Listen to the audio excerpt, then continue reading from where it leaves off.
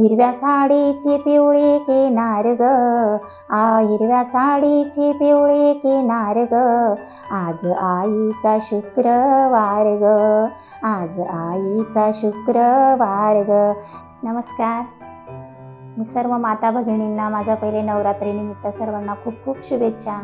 आणि या नवरात्रीच्या निमित्ताने आता मी तुमच्याशी संवाद साधू इच्छिते. आतापर्यंत आपण देवीच्या 5 रूपांना नमस्कार केला आहे.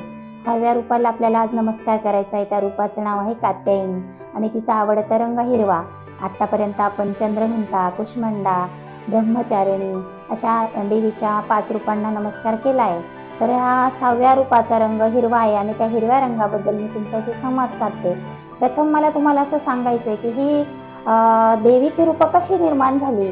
तर बघा, आपण याची आपल्याला दुर्गा सप्तशती, त्यानंतर दुर्गा भागवत, त्यानंतर दुर्गा महापुराण याच्यामध्ये आपल्याला उल्लेख आढळतो की जी सती होती, ही सती म्हणजे कोण, तर म्हणजे या पृथ्वीचा अधिपती भगवान शंकर आहे. भगवान शंकराचं वास्तव्य या पृथ्वीवर आहे आणि या पृथ्वीचा प्रथम देवता म्हणजे भगवान शंकर आणि या भगवान शंकरांची पत्नी म्हणजे पार्वती. तर ह्या पार्वतीचं पहिल्या जन्मीची पार्वती ही सती होती आणि सती ही दक्ष प्रजापतीची कन्या होती आणि दक्ष प्रजापतीची सर्वात लाडकी लहान सती असल्यामुळे तिने शंकरांशी विवाह केला. तर हे दक्ष प्रजापतीला मान्य नव्हतं.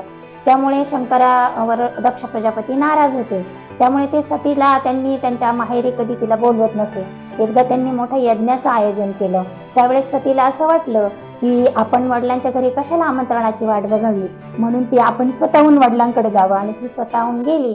त्यावेळेस तिथं सतीचा घोर असा अपमान करण्यात आला आणि त्या अपमान सतीला असह्य झाल्यामुळे, सहन न झाल्यामुळे शंकराचा अनेक प्रकारे अशा वाईट अशा अपशब्दांनी अपमान केल्यामुळे कुठल्याही पतीला पत्नीला आपल्या पतीचा अपमान सहन होत नाही.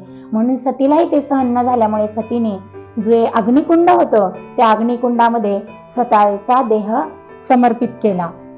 आणि जेव्हा ही बातमी शंकराची जे भक्त होते, शृंगी, भृंगी, नंदी या सर्वांनी ही बातमी भगवान शंकरांना जाऊन सांगितली. त्यावेळेस शंकरांचा क्रोध खूप अनावर झाला आणि भगवान क्रोधिष्ठ होऊन भगवान शंकरांनी तो सतीचा देह आपल्या हातामध्ये घेतला आणि ते रागाने लालेलाल झाले. त्यावेळेस भगवान विष्णूंना असा प्रश्न पडला की आता जर भगवान शंकर क्रोधिष्ठ झाले तर तांडव नृत्य जर करायला लागले किंवा भगवान शंकरामध्ये जर रुद्रावतार भगवान शंकरांनी धारण जर केला तर या सृष्टीचा विनाश होईल. मग आता शंकरांना कसं अडवायचं, म्हणून भगवान विष्णूंनी त्या शंकरांना सामोरे गेले आणि त्यांच्या हातात जो सतीचा देह होता तो घेऊन तो हिसकावून घेतला आणि तो देह मग 52 ठिकाणी पडला आणि 52 ठिकाणी पडल्यामुळे त्या सतीची ती 52 शक्तिपीठ तयार झाली.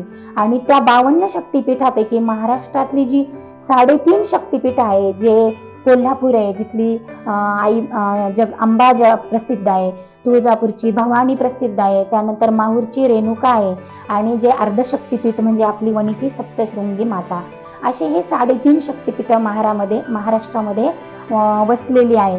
तर अशा या सतीचं हे कात्यायनी हे एक रूप आहे. म्हणून आज ह्या रूपाबद्दल आणि ह्या रंगाबद्दल मी आज तुमच्याशी संवाद साधू इच्छिते. त्या अगोदर मी माझा स्वतःचा थोडा परिचय तुमच्याशी करून देते. बघा, प्रभू रामचंद्रांच्या पदस्पर्शाने पावन झालेल्या, त्यानंतर दक्षिण वाहिनीच्या गोदावरी नदीच्या तीरावर वसलेल्या, पक्षी अभयारण्य म्हणून प्रसिद्ध असलेल्या नांदूर मधमेश्वर हे गाव माझं माहेर, शिंदे घराण्याची मी लेक आहे. त्यानंतर धौम्य ऋषींच्या पदस्पर्शाने पावन झालेल्या सह्याद्रीच्या कुशीमध्ये वसलेल्या धोडंबे गाव, जिथे धोडंबे किल्ला म्हणून ज्याची महाराष्ट्रभर किंवा जगभर प्रसिद्ध आहे आणि तिथं काही काळ छत्रपती शिवाजी महाराजांनी सुद्धा वास्तव्य केल्याच्या खुणा आज आपण गेलो तर तिथं बघायला मिळतात. अशा या सह्याद्रीच्या कुशीमध्ये वसलेल्या धोडंबे गावच्या उशीर परिवारातली मी सून आहे. मी एक गृहिणी आहे आणि मला हा नेहमी प्रश्न असा पडायचा की मी गृहिणी का, मीही शिकू शकले असते, पण काही कारणास्तव माझं शिक्षण अपूर्ण राहिलं. आणि तो काळ असा होता की मुलीच्या शिक्षणाला प्राधान्य न दिलं न जाता मुलगी 10वी 12वी झाली की तिचं लग्न करायला प्रथम प्राधान्य दिलं जायचं. माझ्याही बाबतीत तेच झालं. मी हुशार होते शाळेमध्ये, सरांची मी लाडकी होते, हुशार म्हणून सर माझ्याकडे विशेष प्रकारे लक्ष पण द्यायचे. मला एक हिंदी किंवा इंग्लिश स्पेशल विषय घेऊन मला एक टीचर बनायचं होतं, पण माझं ते स्वप्न अपूर्ण राहिलं. पण फॉरगेट, जीवनामध्ये सगळ्या गोष्टी आपल्या मनासारख्या कधी होत नाही.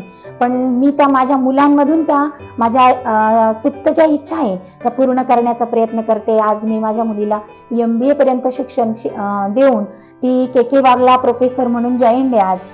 माझा एक मुलगा, लहान मुलगा आहे तिच्यापेक्षा, तो ॲग्रिकल्चरच्या लास्ट इयरला आहे.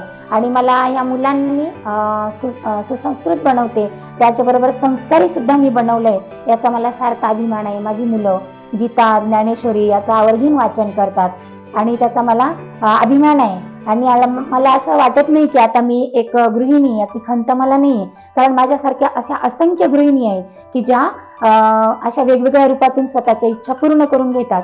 तर मग मी आता आपल्याशी संवाद साधते ज्या रंगाबद्दल, त्या रंगाबद्दल मी तुमच्याशी बोलते. तर आजच्या आपल्या ह्या कात्यायनी रूपाचा हिरवा रंग, तर हिरव्या रंगाचा आपल्या मानवी जीवनाशी खूप अनन्यसाधारण असं महत्व आहे. बघा, माझं बालपण हे खेड्यामध्ये गेल्यामुळे माझा तर जास्त संबंध आला. खेड्यातलं वातावरण जेव्हा म्हटलं की ते अगदी स्वच्छंदी, निर्मळ, स्वच्छ, निसर्ग सगळीकडे हिरवागार. आणि आपण बघतो की जेव्हा निसर्गामध्ये पाऊस पडतो तर दऱ्या खोऱ्या, जंगल, नदी नाले खळखळून वाहतात आणि निसर्ग असा बहरून येतो, हिरवाईने बहरतो. आणि ते हिरवं रूप म्हणजे त्या निसर्गाचं समृद्धी आहे एक प्रकारची. आणि हीच समृद्धी जेव्हा शेतकऱ्याचं शेत बहरतं, पिकतं, फुलतं, त्यावेळेस हाच हिरवा रंग त्या शेतकऱ्याच्या जीवनामध्ये समृद्धी आणतो. आणि हाच हिरवा रंग बघा, आपले जे मुस्लिम बांधव आहे त्यांच्या मस्जिदीला, त्या मस्जिदीवर असलेला तो त्यांचा झेंडा, ही सुद्धा तो रंग, हिरवा रंग त्यांच्या मस्जिदीची समृद्धी किंवा त्यांच्या मस्जिदीचं एक वेगळ्या प्रकारचं वैशिष्ट्य दर्शवतो. त्याच्या पुढे जर गेलं तर आपल्या भारताचा जो झेंडा आहे, तो भारताचा झेंडा सुद्धा एक शौर्याचं, एक त्यागाचं प्रतीक आहे, एक सफेद आणि एक केशरी रंग. पण त्याचबरोबर जो हिरवा रंग आहे, तो हिरवा रंग म्हणजे समृद्धीचं प्रतीक आहे. हिरवा रंग सुखाचा असं आपल्याकडं म्हटलं जातं. म्हणजे ह्या रंगाचं आपल्या जीवनामध्ये अनन्यसाधारण असं महत्व आहे. तर आपल्याला याच्या पुढे जाऊन म्हटलं जर गेलं तर मानवी जीवनाशी सुद्धा त्याचा अनन्यसाधारण असं मानवी जीवनामध्ये ह्या हिरव्या रंगाचं महत्व आहे. बघा, हा हिरवा रंग जर एका नववधूने जर घातला तर आपल्याला ती नववधू कशी वाटते, अगदी देवीचं रूप भासतं. आपण म्हणतो किती हिरवा रंग, हिरवा चुडा आणि सर्व दागिने अलंकार, आपण सहज तिच्याकडे बघून म्हणतो वा किती सुंदर आहे, अगदी रूप अगदी देवीसारखं रूप दिसतंय. म्हणजे हा हिरवा रंग म्हणजे त्या नववधूच्या जीवनातली समृद्धता. त्याच्या पुढे जाऊन जर हा हिरवा रंग आपण विचार केला तर आपण प्रवासाला जर जातो तर त्यावेळेस आपल्याला सिग्नल लागतात बघा, एक रेड सिग्नल. जेव्हा रेड सिग्नल येतो तर तो धोक्याची इशारा असतो. त्याच्या पुढे आपल्याला जाऊन ग्रीन सिग्नल मिळतो. हा ग्रीन सिग्नल आपल्याला आपला प्रवास सुखाचा हो किंवा आपल्या जीवनाची शाश्वती हा हिरवा रंग आपल्या जीवनामध्ये देतो, जेणेकरून आपला प्रवास हा सुखाचा हो. आणि त्याच्या पुढे जाऊन जर विचार केला तर हा हिरवा रंग एक सुहासिनी, जेव्हा आपल्या पतीच्या अगोदर निधन होतं एखाद्या स्त्रीचं, त्यावेळेस आवर्जून तिला हिरव्या रंगाची माहेरची साडी आणली जाते, माहेरचा चुडा आणला जातो. आणि हा हिरवा रंग जेव्हा त्या महिलेला नेसवला जातो, तो हिरवा चुडा, हिरव्या खणाने तिची ओटी भरली जाते. म्हणजे हा रंग म्हणजे त्या स्त्रीच्या जीवनातलं अखंड असं सौभाग्याचं प्रतीक आहे. म्हणजे मानवी जीवनामध्ये या हिरव्या रंगाला अनन्यसाधारण असं महत्व आहे. याच्या पुढे जर विचार जर केला तर अध्यात्मामध्ये जर आपण जर गेलो तर मला एक प्रकारचं शिक्षणाबरोबर अध्यात्माची पण सुद्धा लहानपणापासून आवड आहे. म्हणून मी त्याविषयी सांगू इच्छिते की अध्यात्माविषयी जरी आपण विचार जर केला तर आपले संत तुकडोजी महाराज आपल्या अभंगातून जेव्हा भगवंताला आळवतात त्यावेळेस म्हणतात की रंगाणा हो रंगणी, रंगाणा हो रंगणी, रंगाणा हो रंगणी, रंगाणा हो रंगणी, रंगणी देवाया होया कीर्तनी, कीर्तनी देवाया होया कीर्तनी. म्हणजे बघा, हा रंग जेव्हा अभंगामध्ये, कीर्तनामध्ये जेव्हा भरतो तेव्हा ते कीर्तन श्रोत्यांना आवडतात. त्याच प्रकारे आपले जगद्गुरु तुकाराम महाराज ते सुद्धा हिरव्या रंगाने वेडे झाले होते.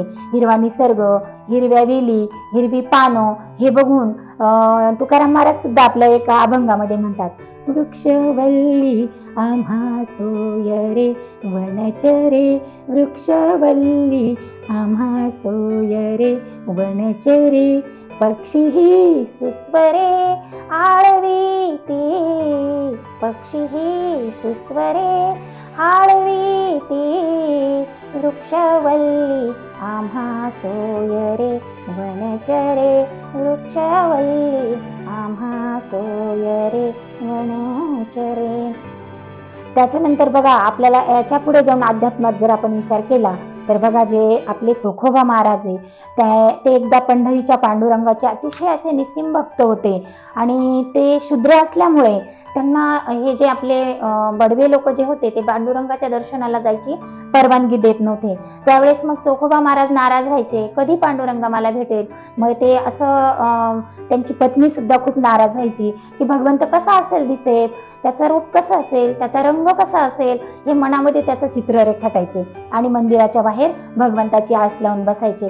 मग ही त्यांची अंतरीची तळमळ बघून एकदा पंढरीच्या पांडुरंगाने सुद्धा त्यांना दर्शन दिलं आणि जेव्हा भगवंत साक्षात चोखोबांच्या समोर त्यांच्या पत्नीच्या समोर उभे राहिले त्यावेळेस चोखोबांच्या पत्नीच्या मुखातून अनाहूतपणे जे श्रवला तो अभंग, अवघा रंग एक झाला, अवघा रंग एक झाला, रंगी रंगला श्रीरंग, अवघा रंग एक झाला, मी तू पण गेले वाया, मी तू पण गेले वाया, पाहता पंढरीचा राया, पाहता पंढरीचा राया, अवघा रंग एक झाला, अवघा रंग एक झाला.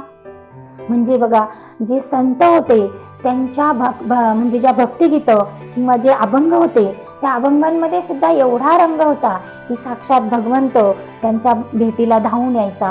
म्हणजे हा रंग हा सुद्धा भगवंतापर्यंत पोहोचण्याचं एक माध्यम आहे, एक साधन आहे. म्हणजे आपल्या अभंगामध्ये घ्या, आपल्या भावगीतांमधला रंग जर भरला, कीर्तनात रंग जर भरला तर ते सर्वांना आवडतं. आणि त्याच्या पुढे जाऊन आपण जर विचार केला तर बघा मी एक गृहिणी आहे म्हणून मला असा विचार पडतो की आपण आता असा विचार करतो की ज्या वर्किंग वुमन आहेत, ज्या छान प्रकारे जीवन एन्जॉय करतात, त्यांची लाईफस्टाईल वेगळी असते, मग आपण मजा त्यांनीच करावी का किंवा त्यांनीच आनंद लुटावा का.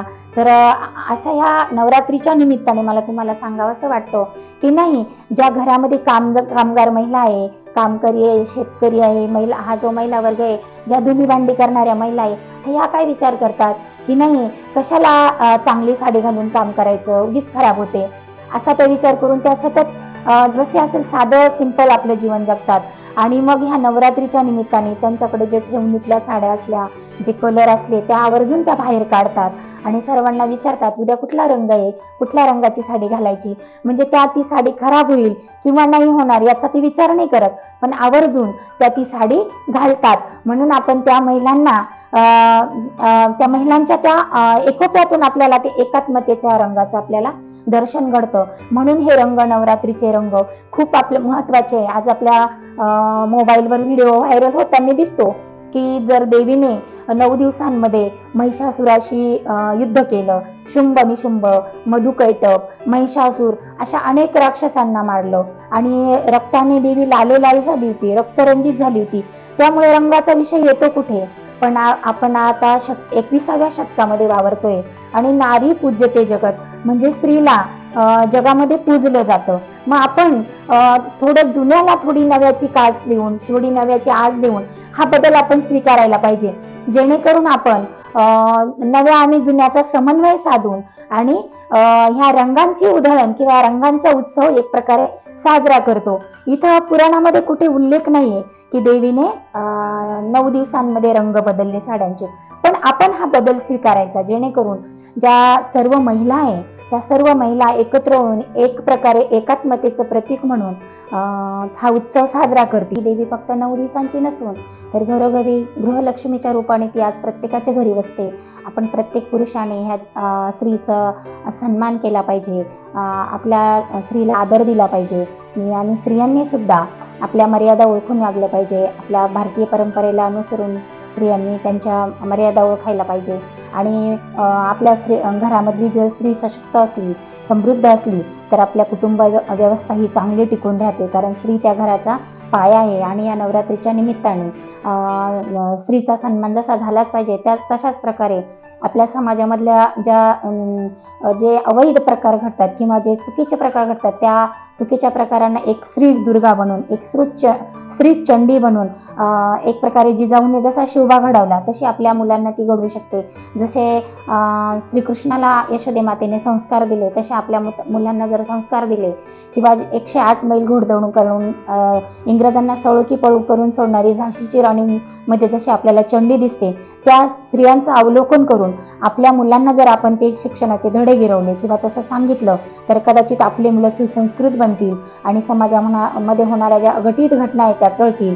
समाजामध्ये संस्काराचं वातावरण पसरवण्याचं काम हे स्त्रीच्याच हातामध्ये आहे. म्हणून या नवरात्रीच्या निमित्ताने मी सर्वांना शुभेच्छा देऊ इच्छिते आणि सर्व स्त्रियांना माझा प्रेमपूर्वक नमस्कार सांगून आणि या नवरात्रीच्या निमित्ताने सर्व स्त्रिया ह्या सुसंस्कृत झाल्या पाहिजे, शिक्षणाची दारं सर्वांपर्यंत खुली झाली पाहिजे.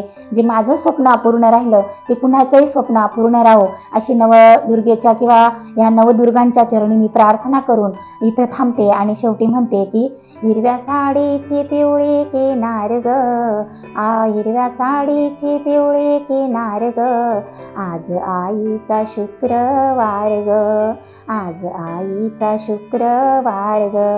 जय माता दी, आई राजा उदय उदय.